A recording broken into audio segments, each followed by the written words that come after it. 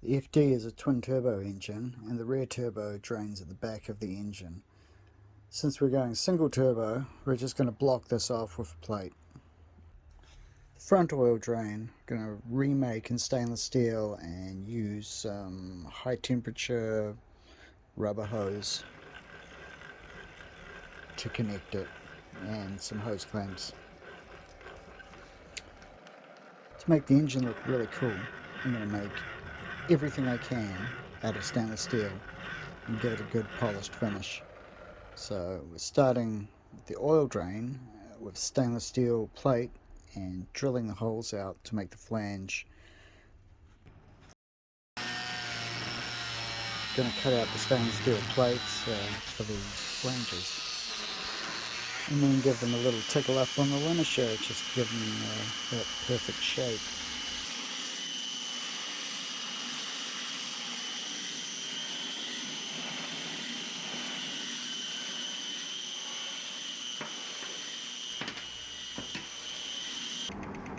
After welding the flange to a straight piece of tube, you can put it in the lathe and face it off so that it makes a perfect seal.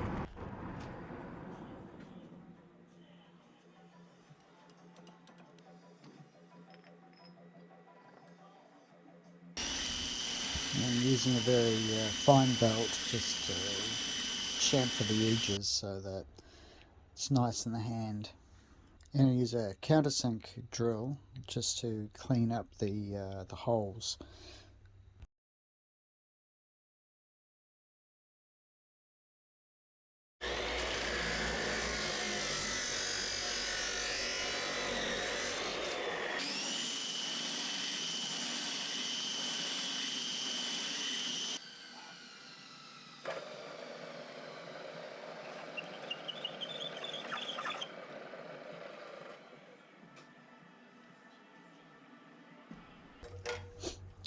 Essentially I'll be making up the whole drain and then putting a cut section in it somewhere and having a bit of a gap and then having the hose just to take up any movement that happens during thermal expansion of the engine or misalignment of flanges or whatever happens so that there's no leakage at a later date, hopefully. Quick test fit in the boat reveals that everything's on track and we can cut the hose and finish this off later.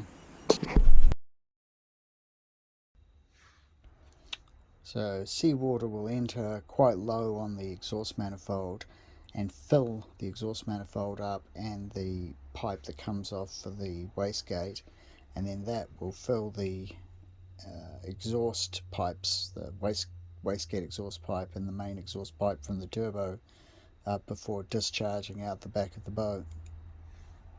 And to keep the turbocharger and wastegate cool, I'll be using engine coolant. So as yeah. Acting for the camera.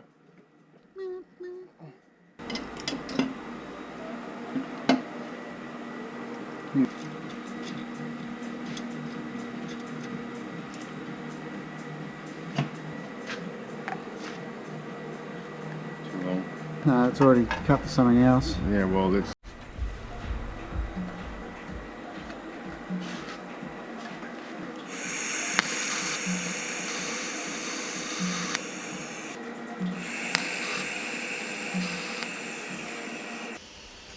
At this point, I'm just using silicon radiator hose. But if there is a pressure issue, we will go to a wire reinforced silicon hose, which I know that they sell after I had already purchased this regular radiator hose. Checking up, I'm pretty sure I can use the Mazda power steering pump, which is good because I want to use the power steering bracket on the side of the engine. But I'll have to make a new high pressure line from the pump to the control valve. I'm just going to use a couple of fittings and cut them up and weld an AN on one and the correct thread on the other to go into the control valve.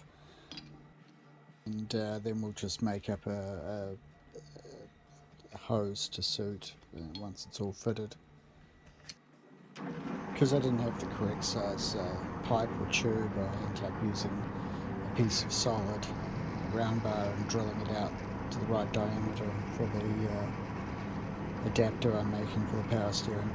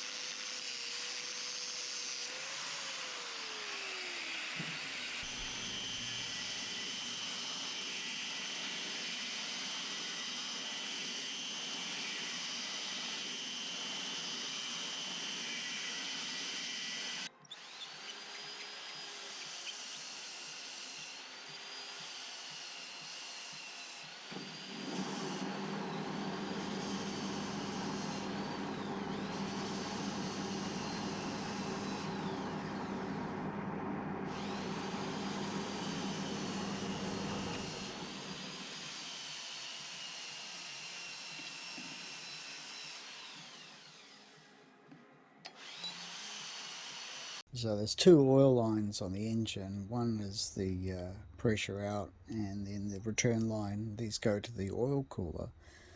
So this will be the oil cooler heat exchanger, but I'll need to make up some new hoses because the factory hoses aren't going to work.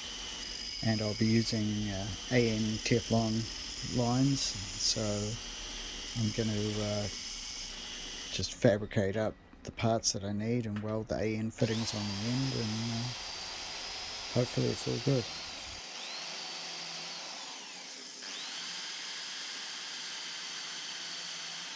The banjo on the front of the engine just has a little tag sticking out so that you can tighten it up, and it basically stays in the right position. So I'm just duplicating this in stainless steel, sticking with the theme.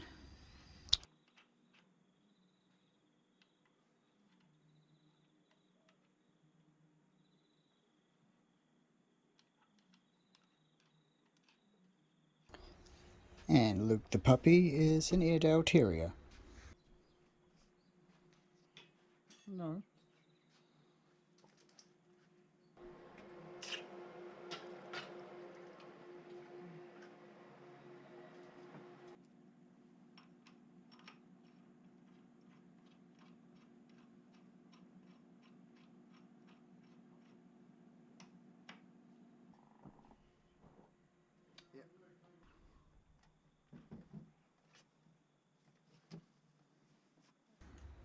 And this is the adapter that goes for the power steering, screwed in. Cool.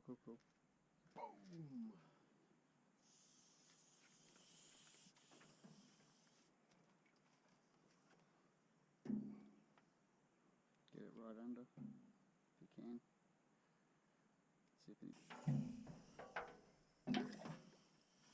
Now, before the exhaust manifold is ever used, it needs to be pressure tested and make sure there's no leaks anywhere, because we don't want water going into the engine, because that would be bad news. And we don't want water spilling out into the engine bay, because that'll just look nasty. So put some pressure in it and look for bubbles. It looks like everything's good, so until the next episode, join the build.